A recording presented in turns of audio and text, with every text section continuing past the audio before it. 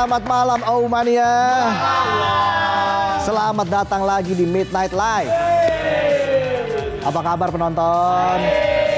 Udah Senin lagi aja. Kita harus semangat. Kita harus kerja keras. Mati-matian.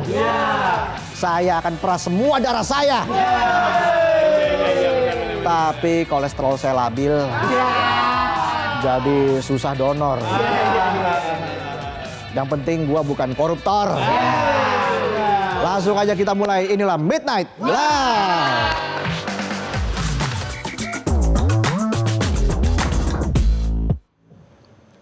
Berita malam ini lagi-lagi kita akan bahas soal kasus korupsi di Indonesia yang udah mirip kayak drama Cina. Panjang pasti. Nggak habis-habis soalnya. Bener kan? Lanjut terus ke part 2, part 3 sampai part 4830. Sampai CEO-nya jadi event organizer. CEO. Ya. Karena kalau wedding organizer, CWO. Hukum di Indonesia ini seringnya emang lebih mirip drama. Para terdakwa biasanya ngaku ditipu atau bahkan lempar-lempar nama baru buat pengalihan isu. Ya nggak jauh beda lah kayak penonton. Izin pergi main, tapi bawa-bawa nama atasan. Diajakin padel sama bos. Padahal aslinya kadel. Kadel. Dasar kadal. Kadal itu hewan yang paling sederhana. Soalnya ala kadalnya. Jadi yang terbaru, mantan Wamenaker Emmanuel Ebenezer alias Noel tersangka kasus pemerasan pengurusan sertifikat K3 keselamatan dan kesehatan kerja di Kementerian Ketenagakerjaan mendadak nyanyi. Udah kayak Noel Gallagher. Tapi yang ini Noel Ebenezer. Kalau Noel Gallagher bilang don't look back in anger. Kalau Noel Ebenezer malah bikin anger. Ungke. Ungke.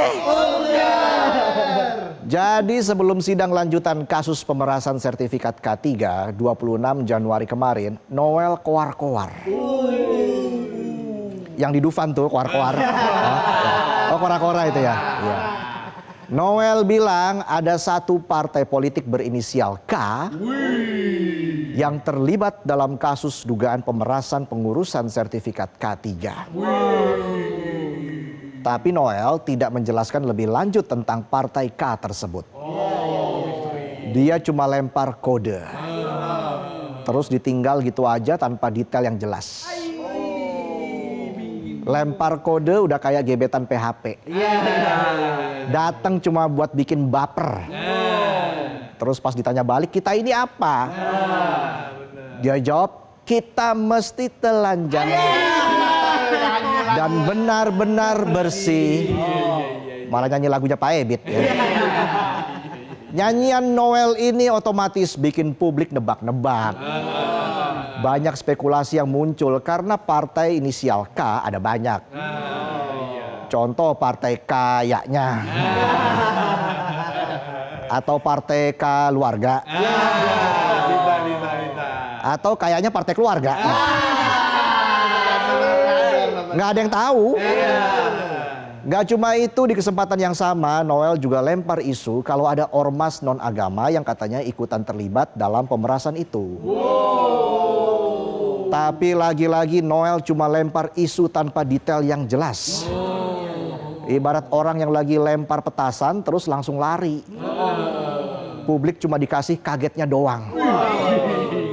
Udah kayak ayam kalau kaget ayam.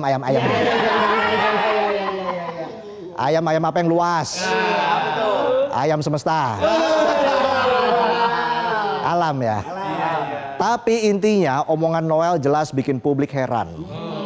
Ini Noel lagi beneran mau bantu tegakin hukum atau lagi caper? Karena kalau ceper shock breakernya dipotong. Kalau emang niatnya membuat kasus jadi terang, Noel seharusnya bawa lampu ya. Maksudnya Noel sebut aja nama-nama itu di ruang sidang. Bukan di depan wartawan. That simple. Iya, that simple. Terbaru sebelum sidang yang digelar siang hari ini, Noel mengaku akan stop berbicara soal Partai K. Noel menyebut sebenarnya lidahnya udah gatel. Biar lidah nggak gatel, mau tahu nggak caranya? Gimana tuh? Bedak, taruh di tangan, jilat aja tuh. Biar nggak cuma jilat atasan doang. Penonton gatal juga lidahnya. Mau jilat atasan. Nggak bisa lo. Lidah lo kurang stretching. Nggak luwes. Lanjut lagi, Noel bilang dia sebenarnya sudah ingin menyebutkan Partai K yang dimaksud. Tapi dia diperintahkan oleh orang yang dia hormati untuk tidak berkomentar lebih jauh soal hal itu agar para elit tenang dulu. Ada bosnya. Tapi bukannya elit udah pada tenang ya. Yang nggak tenang itu rakyat, apa-apa sulit. Iya lagi. Nggak cukup cuma peras keringat. Mau peras darah takut kurang darah. Jadi kalau ada yang ngomong, saya siap peras semua darah saya. Jujur, mending ke PMI. Lebih banyak yang butuh donor daripada butuh suara. Gak cuma koar-koar soal Partai K dan Ormas. Noel juga makin berani menyebut kasus yang menjeratnya ini cuma hasil operasi rekayasa. Menurut keyakinan Noel, KPK itu hanyalah sekumpulan kreator konten di Gedung Merah Putih yang lagi sibuk bikin rekayasa demi pesanan elit. Yang diomongin elit terus. Elit. Padahal gak cuma hidup lo doang yang lagi kejepit. Rakyat lebih sulit. Si itu ditekan elit doang. Lah rakyat ditekan dari seluruh penjuru mata angin. Sampai masuk angin semua ini. Anaknya susah. Uye. Menurut Noel, penangkapannya dilakukan karena ada pihak yang merasa terganggu oleh aksi sidaknya saat menjabat sebagai wamenaker dulu. Noel bahkan dengan kreatifnya kasih definisi baru buat OTT. Yaitu operasi tipu-tipu. Kata Noel. Padahal mana ada orang kena tipu tapi malah dapat doku. Ketahuan umurnya tuh. Tahu aja doku. Umur-umur lebih sering masuk angin. Lebih sering masuk angin daripada masuk gorong-gorong. Kirain lagi kerja bakti. Ternyata keluar-keluar minta dipilih. Itu baru operasi tipu-tipu. Gak cuma itu, Noel juga membantah keras kalau dia sudah menerima uang hasil pemerasan seperti yang dituduhkan KPK. Noel bilang, jangankan nerima uang dari pemerasan K3. Kepanjangan K3 aja dia nggak tahu. Masa iya sih selevel wakil menteri ketenagakerjaan nggak tahu singkatan unit kerja yang ada di bawahnya? Kalah sama penonton. Penonton paham banget K3. K3 karyawan kebanyakan kegocek. Mana di nutmeg lagi. Dikolongin habis itu di sliding. Stuck udah. Saking stucknya, maksudnya saking yakinnya. Kalau dia nggak bersalah, Noel sampai bilang siap dihukum mati. Bila dia terbukti melakukan pemerasan seperti yang dituduhkan KPK. Menarik tuh. Dulu sih juga ada yang bilang siap digantung di Monas. Jadi javu saya. Ya menurut keyakinan Noel kan begitu. Tapi kalau menurut keyakinan saya, di undang-undang memang yang namanya pemerasan hukumannya bukan hukuman mati. Jadi izin. Menurut keyakinan saya, Noel ini kayaknya cuma yapping aja nih. alias ngemeng doang. Karena dia tahu nggak akan dihukum mati. Ibarat orang nantang duel sama naga, ya berani-berani aja, orang naganya nggak ada. Gua juga berani lawan naga ke-10. Kan nggak ada. Kalau ada ya gua kabur. Ngeri bos. Padahal sebelumnya dalam sidang perdana 19 Januari 2026 lalu, Noel sempat mengakui bahwa dirinya menerima uang 3 miliar dalam kasus pemerasan K3. Bahkan jaksa mendakwa Noel menerima gratifikasi total 3,36 miliar rupiah plus 1 unit sepeda motor Ducati Scrambler dari ASN Kemenaker dan pihak swasta. Saat itu Noel menyebut cukup puas atas dakwaan jaksa. Noel juga mengakui kesalahannya dan menyebut tidak akan menyampaikan pembelaan atau eksepsi. Dan memastikan berani bertanggung jawab atas perbuatan yang dilakukan. Tanggal 19 mengaku bersalah, seminggu kemudian malah teriak ada rekayasa. Berubahnya cepet banget. Udah kayak Ksatria baja ringan. Baja hitam ya, iya. Koar-koar Noel nggak cuma sampai di situ, tapi juga ada di Dufan tadi. Balik lagi dong ya. Noel juga bahkan sempat nyenggol Menteri Keuangan Purbaya Yudi Sadewa. Noel bilang Pak Purbaya harus hati-hati. Soalnya ada galian kabel. Beda lah. Jadi Noel bilang Purbaya sedang menjadi sasaran pihak-pihak tertentu yang ia sebut sebagai bandit yang akan membuatnya dinoelkan. Istilahnya mana tahan? Dinoelkan. Dinoelkan. Sementara itu menanggapi nyanyian Noel, juru bicara KPK Budi Prasetyo menyebut aku sih no. Kalau Mas Anang gimana? Maksud jubir KPK, narasi kontraproduktif Noel di luar sidang nggak akan mengubah fakta hukum. Karena semua upaya hukum yang dilakukan KPK sudah sesuai ketentuan yang berlaku. Budi pun mengingatkan agar Noel kooperatif dan menghormati jalannya persidangan, alih-alih membangun opini publik dan menyampaikan informasi yang berkaitan dengan kasus pemerasan di depan majelis hakim agar menjadi fakta persidangan. Buang sampah aja harus pada tempatnya. Apalagi buang omongan, jangan sembarangan. Harus di persidangan. Kalau buang sembarangan bisa banjir. Banjir hujatan. Terkait tanggapan KPK ini, Noel kembali menanggapi. Nanti KPK nanggapin lagi. Ditanggapin lagi sama Noel. Gitu aja terus sampai Messi dinaturalisasi. Jadi atas tanggapan KPK itu Noel mengaku tidak terima. Menurut Noel, yang bisa memberikan perintah kepadanya adalah pengadilan bukan jubir KPK. Noel bahkan mengatakan juru bicara KPK adalah juru nyinyir dan menyebut KPK berisi orang-orang bocil, bohong, licik, dan liar. Bang Noel jago banget bikin singkatan. Tapi apakah jago bikin hukumannya dipersingkat? Yo, nggak tahu saya. Manuver Noel ini memang terlihat kontradiktif. Di satu waktu dia mengakui kesalahan, tapi di waktu yang lain malah mengaku jadi korban. Tapi ya mungkin ini bagian dari upayanya membangun narasi bahwa dirinya hanya korban keadaan atau kegagalan sistem. Sekarang bawa-bawa keadaan. Udah kayak orang pacaran. Perkara beda pilihan restoran, yang disalahin lampu jauh. Kasihan tuh nggak bisa nyalip Land Rover. Sebagai terdakwa, Noel memang punya hak bicara.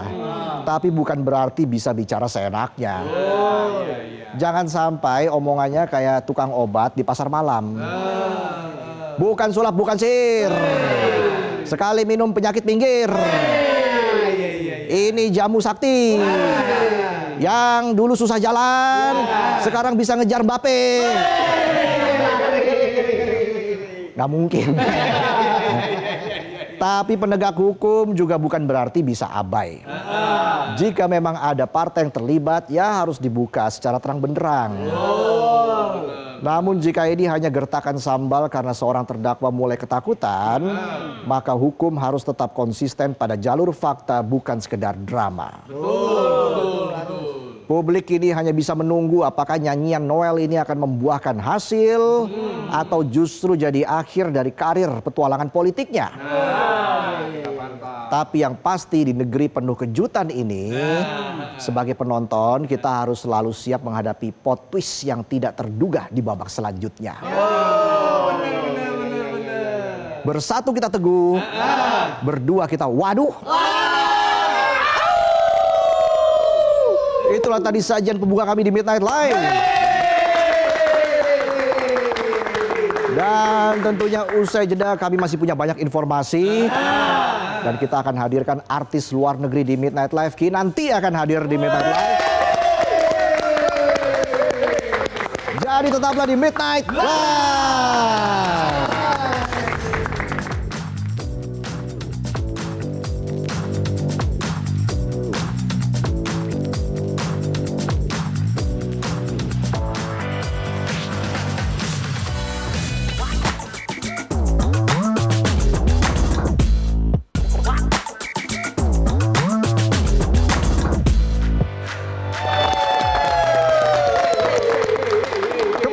Midnight Live. Nah, seperti biasa kalau hari Senin kita ada berita ringan dari berbagai daerah di Indonesia maupun dari luar negeri. Berita-berita tersebut kita rangkum dalam Monday Light News berikut ini.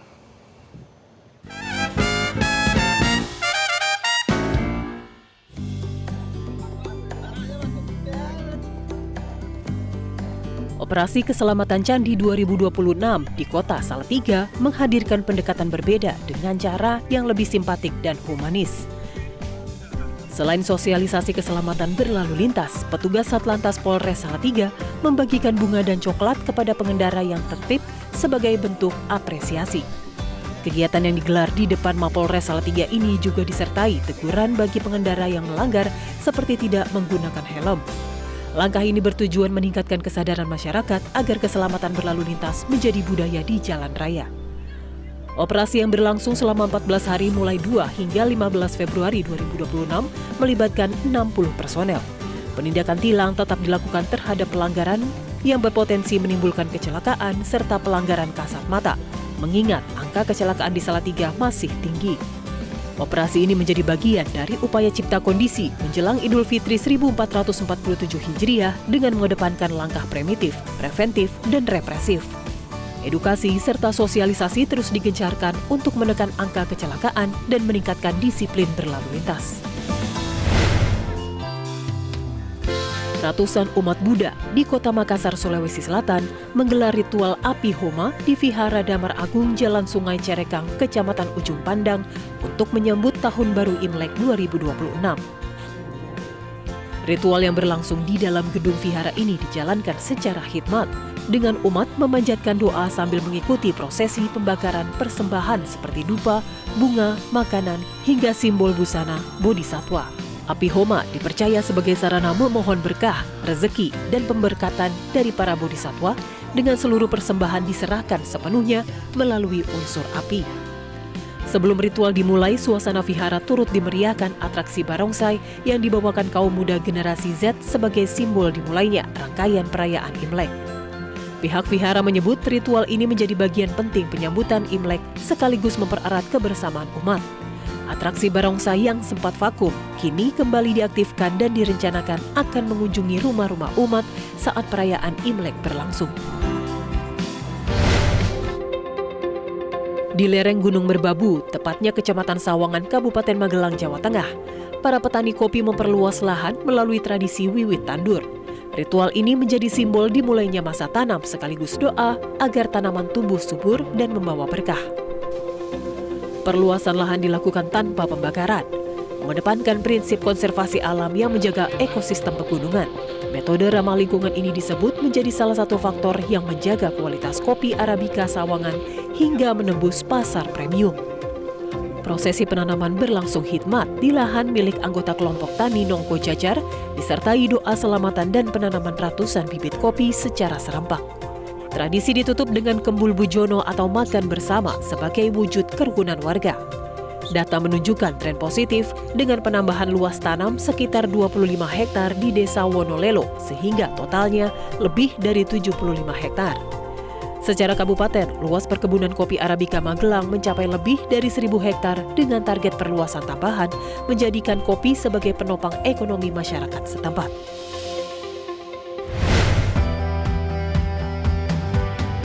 Menjelang Tahun Baru Imlek, Yayasan Taikaksi kembali menggelar program sosial tahunan bertajuk Angpau untuk Indonesia di Kelenteng Taikaksi, Semarang. Ribuan lanjut usia menerima bantuan berupa uang tunai, sembako, serta paket kebutuhan sehari-hari sebagai bentuk kepedulian sosial. Program rutin ini menyasar sekitar 1.500 lansia sekota Semarang yang telah melalui proses pendataan yayasan. Penyaluran bantuan turut melibatkan panitia dan berbagai komunitas sosial yang menyumbangkan perlengkapan seperti handuk, sabun, dan kebutuhan rumah tangga. Kegiatan dilaksanakan sekitar 2 pekan menjelang Imlek 2577 Kongzili atau tahun 2026 yang dikenal sebagai Tahun Kuda. Tradisi pemberian angpau bagi lansia disebut telah berlangsung sejak masa sebelum kemerdekaan Indonesia. Selain membantu meringankan kebutuhan, yayasan berharap Imlek membawa kedamaian, kemakmuran, dan perbaikan ekonomi masyarakat. Para penerima menyambut bantuan ini dengan penuh syukur, sekaligus memperkuat semangat kebersamaan dan kepedulian sosial. Jurnalis Metro TV wilayah Aceh Tengah dan Bener Meriah, Muhammad Zakaria, tetap aktif melaporkan perkembangan bencana banjir bandang dan tanah longsor meski dirinya juga menjadi penyintas. Rumahnya di Desa Kuedelapang, Gandapura, Biren sempat terendam banjir hingga 1/6 meter yang merusak peralatan elektronik dan perlengkapan kerja. Tak hanya itu, rumah neneknya di Aceh Utara juga hancur diterjang banjir bandang pada November 2025. Kondisi tersebut tidak menyurutkan semangatnya untuk terus menyampaikan informasi kebencanaan kepada publik. Demi menjalankan tugas liputan di Aceh Tengah dan Bener Meriah, Zakaria bahkan harus berjalan kaki hingga 6 jam melewati jalur ekstrem akibat longsor dan jembatan putus. Baginya, jurnalis adalah penyambung suara masyarakat sekaligus harapan publik agar kondisi di lapangan diketahui luas, termasuk oleh pemerintah. Selama lebih dari 2 bulan pasca bencana, ia bersama jurnalis lainnya terus melaporkan situasi terkini dari wilayah terdampak. Dedikasinya menjadi bukti bahwa peran jurnalis sangat penting dalam situasi darurat kemanusiaan. Prajurit TNI membangun sumur bor di hunian sementara Kayu Pasak, Palembayan, Kabupaten Agam, Sumatera Barat, guna menjaga suplai air bersih bagi warga korban bencana. Minimnya ketersediaan air untuk mandi, cuci, dan kakus di lokasi Huntara membuat kehadiran fasilitas ini sangat dinantikan masyarakat. Pembangunan dilakukan oleh Kodim 0304 Agam bersama Yon Singgalang sebagai bentuk kepedulian terhadap kebutuhan dasar penyintas. Komandan Kodim 0304 Agam Letkol Infanteri Selamat Dwi Santoso menyebutkan sedikitnya 6 unit sumur bor telah disiapkan dan mulai dimanfaatkan warga. Penambahan titik air bersih ini membantu aktivitas sehari-hari sekaligus meningkatkan kesehatan dan kebersihan lingkungan Huntara. Warga, terutama anak-anak, menyambut baik fasilitas tersebut karena sangat membantu di tengah keterbatasan pasca bencana. Seekor monyet peliharaan berukuran besar lepas dari kandang dan masuk ke dalam masjid di kawasan Cakung, Jakarta Timur. Hewan tersebut sempat membuat panik karena berlarian dan berlompat di dalam area masjid, bahkan menggigit seorang warga hingga mengalami luka. Diduga kandang hewan itu jebol karena tidak mampu menahan tenaga monyet. Peristiwa ini kemudian dilaporkan ke petugas pemadam kebakaran untuk dilakukan evakuasi. Petugas rescue damkar Cakung melakukan proses penangkapan yang berlangsung dramatis karena monyet terus melakukan perlawanan. Dengan penuh kehati-hatian, mengingat ukuran tubuh hewan yang cukup besar, petugas akhirnya berhasil mengevakuasi monyet setelah sekitar 30 menit. Hewan tersebut langsung diamankan agar tidak membahayakan warga maupun pengurus masjid. Selanjutnya monyet dibawa ke kantor damkar sektor untuk diserahkan kepada pihak terkait.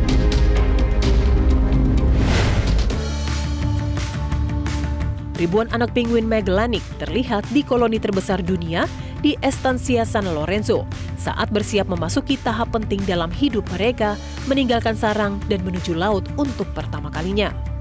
Rekaman memperlihatkan anak-anak penguin mengepakkan sayap dan bersuara keras menandakan kesiapan mereka. Mereka baru saja menyelesaikan proses molt pertama, yaitu pergantian bulu halus menjadi bulu kedap air yang sangat penting untuk bertahan di laut. Kini mereka juga harus memperkuat otot sebelum benar-benar mandiri. Menurut penjaga Taman Facundo Vinelli, induk penguin yang meninggalkan anak-anaknya di tahap ini dan tidak lagi memberi makan. Artinya, anak penguin harus segera belajar berburu sendiri di laut karena mereka hanya makan di perairan. Jika gagal beradaptasi, mereka beresiko kelaparan. Estancia San Lorenzo sendiri dikenal sebagai rumah bagi koloni penguin Magellanic terbesar di dunia dengan ratusan ribu penguin datang setiap tahun. Girdhar Vyas, pria 66 tahun asal Bikaner, Rajasthan, dikenal luas karena kumisnya yang luar biasa panjang, yang ia klaim mencapai hampir 40 kaki atau sekitar 12 meter. Ia mulai memanjangkan kumis sejak 1985 dan menganggapnya sebagai hobi sekaligus simbol kebanggaan budaya Rajasthan. Dalam kesehariannya, Vyas merawat kumis tersebut dengan cara tradisional, tanpa sabun atau sampo, melainkan menggunakan tanah liat, kain basah, hingga bahan alami seperti multan miti, yogurt, lada hitam, dan susu domba agar tetap bersih dan berkilau. Dijuluki Mustache King of India oleh warga sekitar, Vyas kerap tampil di berbagai acara budaya seperti International Camel Festival, tempat wisatawan berbondong-bondong melihat dan berfoto dengannya. Mantan sopir di Departemen Kehutanan India ini menghabiskan beberapa jam setiap hari untuk merawat kumisnya dan bahkan mendapat pengakuan dari Dinas Pariwisata Rajasthan karena turut mempromosikan budaya lokal. Meski sudah terkenal secara lokal, ia masih menantikan pengakuan resmi dari Guinness World Records sembari terus membawa pesan kepada generasi muda bahwa kumis adalah bagian dari identitas dan karakter seorang pria. Para perempuan di Johannesburg mengubah limbah plastik dan konstruksi menjadi tas, pakaian, dan pouch yang layak jual. Melalui proses pembersihan, memotong, dan menjahit material bekas, mereka mencegah sampah berakhir di TPA sekaligus menciptakan sumber penghasilan baru bagi komunitas. Menurut pendiri, Liz Cole, model kerja memberi fleksibilitas waktu dan pekerja dibayar per produk. Pekerja seperti Barbara Moyo merasakan kemandirian dan menilai inisiatif ini mendorong masyarakat melihat sampah sebagai sumber daya, memperpanjang usia pakai produk, dan menunjukkan bahwa fashion sirkular bisa melawan polusi serta pengangguran.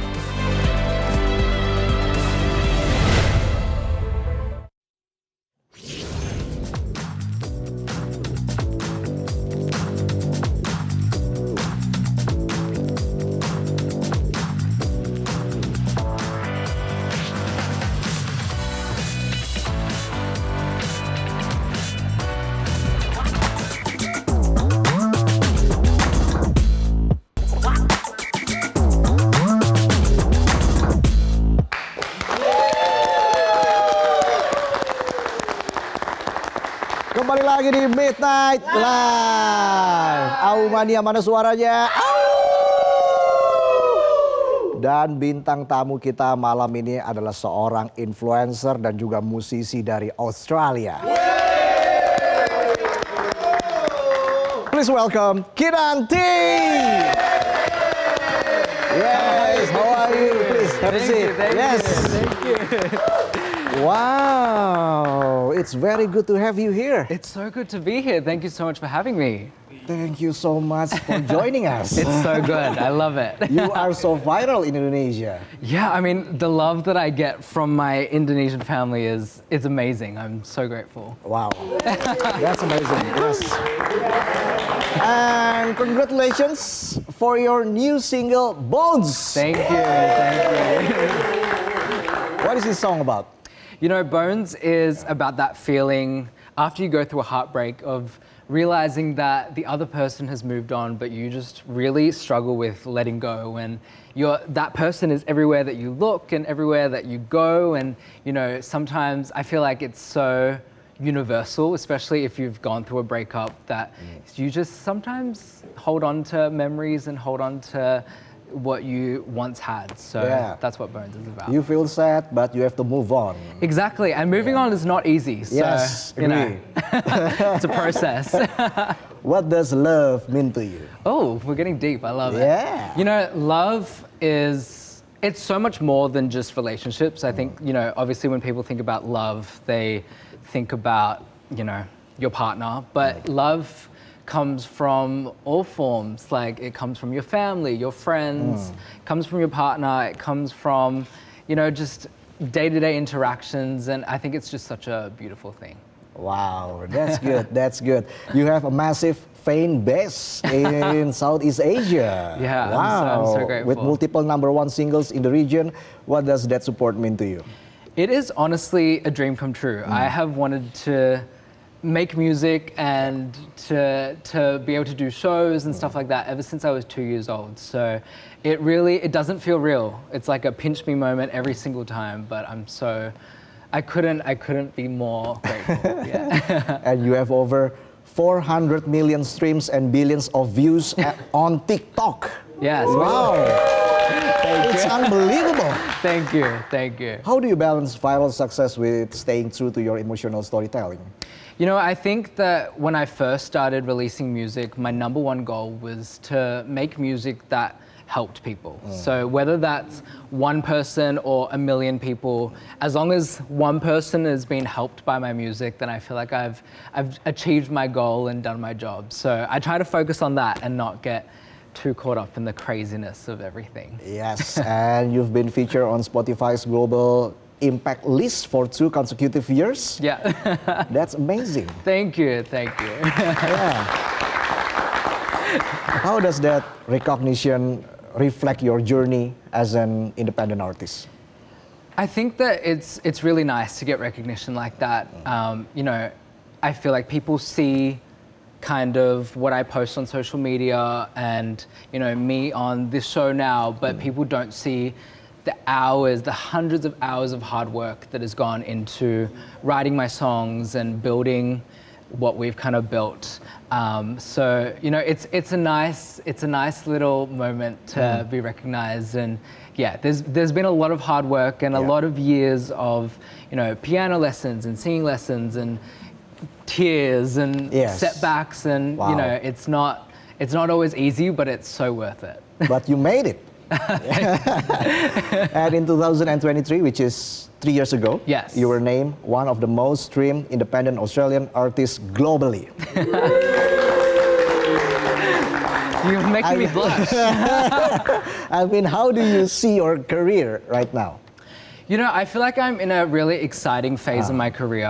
I've been doing this for a few years now, and I'm working on my very first album. So that's really exciting, and it's always been something that I've wanted to do, is put out an entire body of work. And I'm also in the middle of my first world tour. So it's a very exciting time. It's very busy, but I wouldn't have it any other way. Okay. You're just thankful of what you made, and then you're just grateful. Yeah, every day. It, like I said, it doesn't feel real. I have to like pinch myself every moment. Okay, as an artist representing Asian voices in the global pop scene, how important is that identity in your music and storytelling? It's super important. I think, you know, when I was growing up, there weren't many Asian artists for me to listen to and look up to, and you know, it's really, I think that representation really matters. And for the younger Asian generations now, like I just want to be kind of a sign of hope, I guess, and that, you know, it doesn't matter what you want to achieve, as long as you work hard and you put your mind to it, like anything really is possible. You just really focus. Exactly. That's the only way to be. Yes. What do you expect from listeners after hearing Bones for the first time? Bones is definitely one of my most honest and raw songs. It's definitely a song that's going to hurt you, but also heal you at the same time. And I think that, you know, music is so therapeutic, and it's really therapeutic for me to write, but also as a listener, I think that sometimes music says the things that we don't have the words for. So I really want Bones to be a a song that helps people through their breakup stage. Wow, okay. It's really deep, yeah? Very deep. Very deep, really deep. And what is your dreams actually in the future? I mean, I feel like I'm living my dream right now, Okay. but I just want to do, Living your dreams, I agree. but I just want to continue what I'm doing now and, Okay. you know, do more shows, especially here in Indonesia. I love it here. It's like my second home. And yeah, I just want to keep connecting with the amazing community that have supported me for so long. And yeah, just more shows and more music. Wow, once again, thank you for being here. Thank you so much for having me. Good luck for your career. Thank you. I believe you can achieve any of your goals. Thank you. And let's give a round of applause for Kinanti. Yes. Jelajahi cara baru mendapatkan informasi. Download Metro TV Extend sekarang.